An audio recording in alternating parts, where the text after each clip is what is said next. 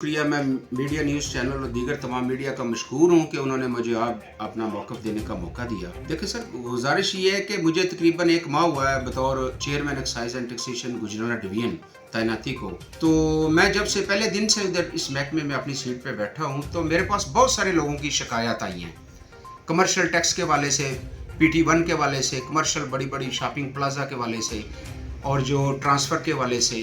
आपने इनके मतलब डीजी एंटी करप्शन को कुछ कहा या मतलब चीफ जस्टिस जी के पास आ बिल्कुल, गए? जी बिल्कुल ऐसे ही है। मैंने जब मेरे पास ये सारी शिकायत आई हैं तो मैंने जो chief justice Lahore high court Lahore है उसको उनको भी खत लिखा है और डीजी एंटी करप्शन एस्टेब्लिशमेंट को भी मैंने खत लिखा है और उसमें मैंने उनको सारी तफसील बताई है कि इनके PT1 शोबे में ये करप्शन है, कमर्शियल प्रॉपर्टीज़ में ये करप्शन है, shopping malls, high profile buildings, इनमें करोड़ों रुपए का जो है ना करप्शन की जा रही है।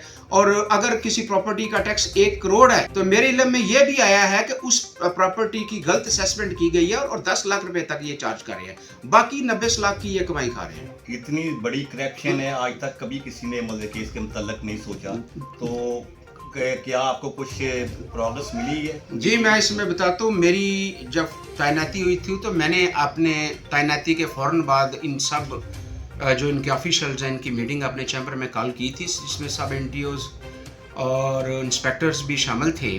तो मैंने उन्हें पहले दिन से वार्निंग की थी कि अगर आपके खिलाफ किसी किस्म की करप्शन की कोई शिकायत आई तो मैं स्पेयर नहीं करूँगा।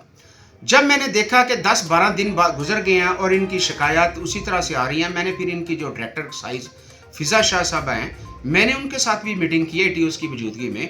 तो मैंने सारा महकमे का अहवाल इनको बताया तो उन्होंने मुझे कहा था मुझे सबूत दें। मैंने इनको फिर सारे सबूत भी दिए और मैंने वर्बली भी बताया, इन राइटिंग भी मैंने बताया और एप्लीकेशंस भी दी हैं, लोगों की तरफ से आई हुई है, मैंने बाकायदा मार्क करके भेजी हैं, लेकिन अभी तक इनके खिलाफ किसी किस्म की कोई कार्रवाई नहीं हुई।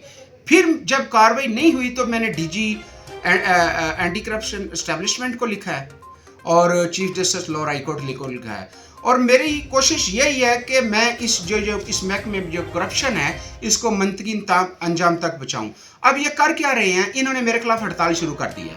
अब 3 दिन पहले इन्होंने मेरे खिलाफ हड़ताल की थी कि ये जो है चेयरमैन साहब की गवर्नमेंट ख़त्म हो गई है और ये अभी तक हमारे खिलाफ करप्शन की इंक्वायरियाँ शुरू करवा रहे हैं। तो मैंने इनसे यही कहा था कि जो केयर टेकर गवर्नमेंट है वो साबका चीफ मिनिस्टर की अपॉइंटमेंट्स ख़त्म नहीं कर सकती। इस सिलसिले में मैंने लाहौर हाई कोर्ट लाहौर का ऑर्डर भी इनको दिया है, इसके अलावा जो मुतलका कवानीन है वो भी बताया, लेकिन फिर भी मैं आला अदालतों से रजू कर रहा हूँ।